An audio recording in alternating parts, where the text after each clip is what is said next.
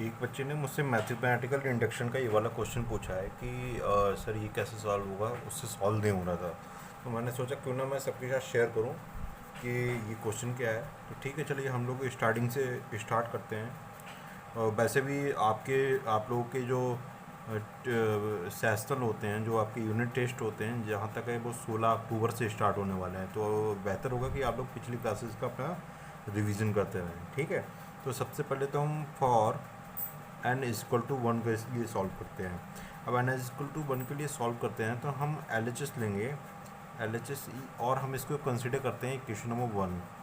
ठीक है, अब एल एच एस ऑफ, जब यहाँ पे एन क्यू है तो वन क्यूब आएगा, तो यह एल एच एस आपका वन आया है। ठीक है, अब R H S of, L H S of one क्या आएगा, ये आपका one cube is equal to one आएगा।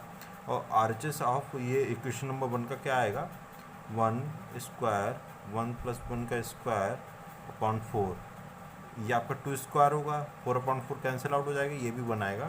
तो हम इसलिए बोल सकते हैं कि आपका L H S is equal to R H S. ठीक है, आपको एग्ज़ाम में क्वेश्चन ऐसे ही करना होगा जैसे कि मैं कर रहा हूँ। ठीक है, तो एक आपका ये हो गया। अब इसलिए आप लिखेंगे so one is true for n is equal to one. ठीक है, अब आप क्या करोगे, equation one is true for n is equal to one कर लिया। अब आप सेकंड इसमें एज्यूम करोगे, assume, just a second, assume क्या करोगे आप, assume one is true, equation one is true for n is equal to k.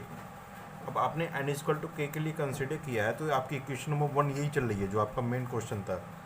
अब इसमें आप जब एन इज इक्वल टू के पुट करोगे तो ये आपका हो जाएगा one cube plus two cube plus three cube, आगे ऐसे ही जाके के क्यूब इज इक्वल टू के स्क्वायर, के प्लस वन का स्क्वायर अपॉन फोर। ठीक है, ये हो जाएगी। अब इसको आप इक्वेशन नंबर, बेसिकली जब आपका n equal to one prove हुआ था, ठीक है, तो इसको आपने इक्वेशन नंबर टू माना था, तो इसे आप इक्वेशन नंबर थ्री कंसिडर करोगे। अब देखो, एन इक्वल टू वन के लिए आपने कर लिया, एन इक्वल टू के लिए कर लिया। अब आप करोगे now for n is equal to k plus one. K plus one के लिए क्या करोगे, सबसे पहले एल एच एस अपने सॉल्व करोगे और आर एच एस आपको लानी पड़ेगी। सबसे पहले हम के प्लस वन बोथ साइड में कंसीडर करेंगे, जिससे कि हम समझ जाएंगे हमें आर एच एस में लाना क्या है। ठीक है, तो one cube plus two cube plus three cube plus test test test, k plus one हमने पुट किया है, तो प्लस के प्लस वन का होल क्यूब। हम सीधे इसमें पुट कर रहे हैं k plus one is equal to k plus one का स्क्वायर, और ये आपका k plus one k plus two square upon four, ये हो जाएगा। ठीक है, अब इसके हम एल एच एस लेते हैं। अब हम जब एल एच एस लेंगे तब आपका ये आएगा। ठीक है, one cube plus two cube three cube plus, मैंने आपसे कहा था कि जब ये आपकी लास्ट स्टेप है तो इससे पहले स्टेप क्या होगी आपकी, के। ठीक है, तो प्लस के cube plus one cube. Alright, अब देखो ये आपकी इक्वेशन है। ठीक है, अब इसमें आप इक्वेशन नंबर थ्री को पुट करोगे। इक्वेशन नंबर थ्री आपने के क्यूब तक क्या ली थी, ये ली थी।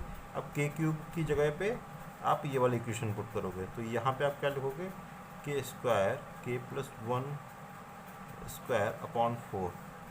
ठीक है, ये लिखोगे। अब यहाँ पे जब आपने ये लिख लिया और प्लस में आया आपका के प्लस वन का होल क्यूब। ऑलराइट, अब जब ये चल रहा है तो देखो के प्लस वन स्क्वायर आपका दोनों साइड में कॉमन आ जाएगा, तो के प्लस वन स्क्वायर को आपने कॉमन ले लिया। अब अंदर क्या आएगा आपका, के प्लस वन के square upon four, four plus k plus one का होल स्क्वायर कॉमन चला गया, तो यहाँ पे के प्लस वन। ठीक है, इतना आया।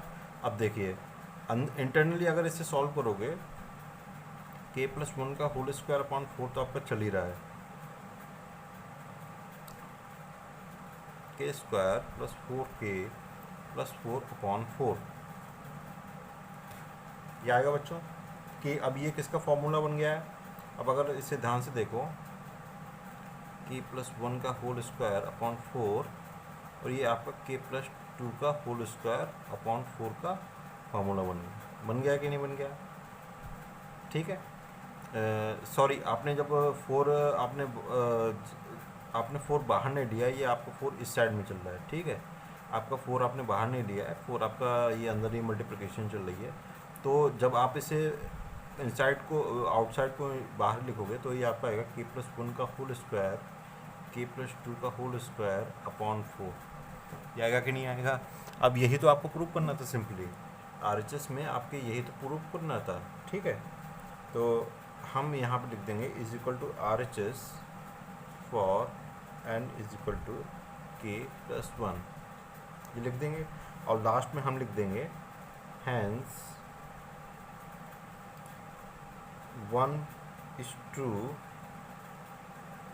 for all values of n belongs to n।